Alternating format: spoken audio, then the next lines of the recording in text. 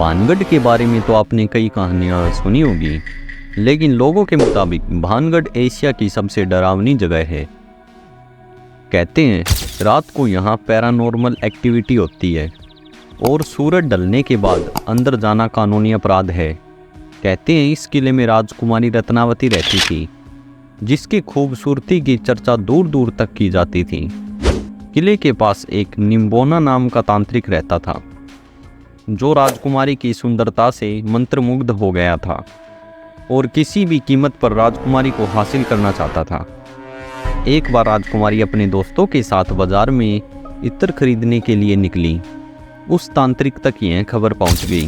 तांत्रिक ने काले जादू की मदद से इत्र में ऐसा कुछ मिला दिया जिससे राजकुमारी उसके वश में आ जाए।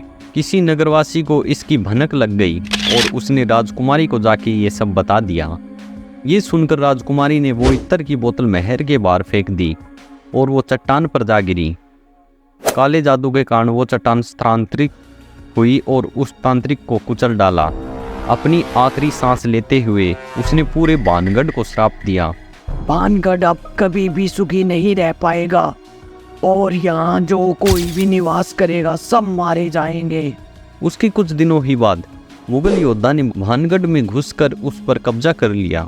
उस लड़ाई में 20,000 लोग मारे गए, जिसमें कई औरतें और छोटे बच्चे भी थे। राजकुमारी रत्नावती को उन्हीं के कमरे में घुसकर मार दिया गया।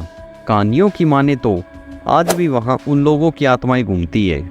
जो कोई भी इंसान सूरज ढलने के बाद वहाँ गया है वो कभी वापस नहीं लौटा। हमने सोचा कि हम भानगढ़ जाके पता लगाएं कि क्या सच में वो इतनी भयानक जगह है या ये सब सिर्फ एक कहानी है। करीब रात के 9 बजे गार्ड को कुछ पैसे देकर हम अंदर घुस गए। अंदर घुसते ही कुछ ऐसा लग रहा था जैसे हवा रुक गई हो और एक अजीब सी घुटन हो रही हो। हमने किले के 1-2 चक्कर लगाए, लेकिन हमें कहीं भी कुछ भूतिया नहीं मिला। मुझे एक ज़रूरी कॉल करना था और नेटवर्क के चक्कर में मैं किले की एक दूसरी तरफ चला गया। जैसे ही मैंने कॉल मिलाया तभी मुझे किसी लड़की के चीख की सुनाई दी और मैं भागा भागा रोहित के पास गया, पर वो वहाँ नहीं था। मैंने उसे काफ़ी आवाज़ें लगाई, रोहित रोहित, पर कोई जवाब नहीं आया। तभी अचानक ऊपर के कमरे से आवाज़ आई तो मैं उस तरफ चलने लगा। जैसे ही मैं सीढ़ियाँ चढ़ रहा था वैसे ही मुझे पायल की छन छन सुनाई दी और मुझे लगा कि मेरी बगल से कोई लड़की भाग कर निकली हो। मेरे डर के मारे पसीने छूटने लगे। मैं फिर चिल्लाता, रोहित रोहित। मैं महल का हर एक कमरा देख रहा था। तभी मुझे एक कमरे की खिड़की की तरफ रोहित खड़ा दिखा और मेरी जान में थोड़ी सी जान आई। रोहित, कहाँ था यार तू? चल यहाँ से जल्दी से, मुझे यहाँ कुछ ठीक नहीं लग रहा। रोहित ने कोई जवाब नहीं दिया। मैंने जैसे ही उसका हाथ पकड़ा वैसे ही पीछे के दरवाजे से मुझे रोहित की आवाज़ सुनाई दी।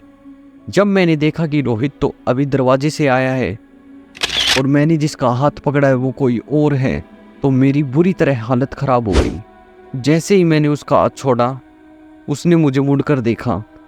उसे देखने के बाद मैं कांपने लगा और पीछे जा पड़ा। रोहित ने मुझे उठाया और हम दोनों भागे भागे वहाँ से निकले।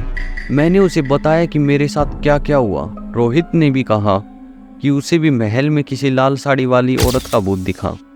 हम वहाँ से बच के अपने घर तो आ गए, लेकिन उस घटना के बाद हम कभी भानगढ़ की कहानियों को नज़रअंदाज नहीं करते और ना ही किसी को वहाँ जाने की सलाह देते। सब्सक्राइब करिए और सुनिए एक ऐसी ही सच्ची स्टोरी, और ध्यान रहे बेल आइकन प्रेस करना ना भूलें।